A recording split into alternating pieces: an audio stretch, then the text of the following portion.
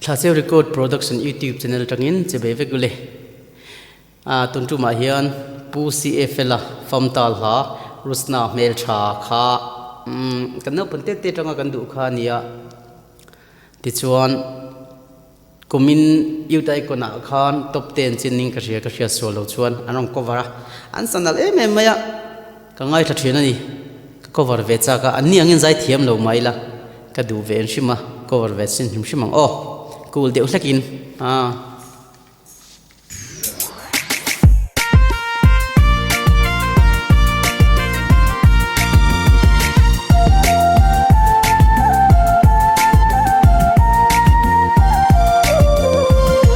Fa zaleng la nu hei zong ma sui lung min dung zo tu reng om ve mo khang kor vai la nu sak mel duai sa acham trang la yan mo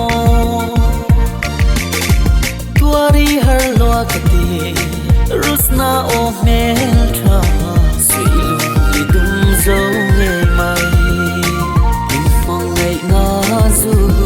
mình tùy lên về lia mình xem cả trăng lai ăn mò rồi khô quya mi mang lâu piang mà la dâu pha sắc bel re nghi trôi về xì lâu Hindi mai la nang nen run hun le arem thei don selo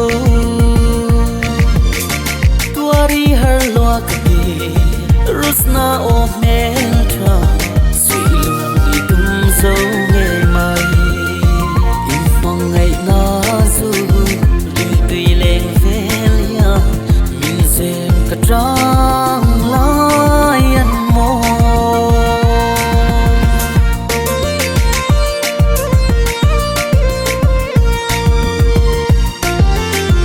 chu le zo ten eng tin ngai ang mo chu le zo ten eng tin ngai ang mo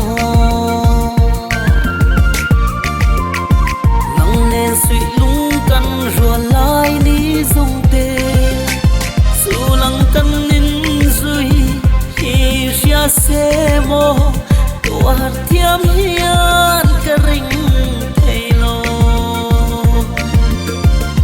tuari har lo ka ti Roosna o Hmeltha sui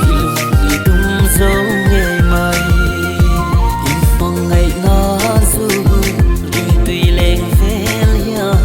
min sem ka trang lai an mo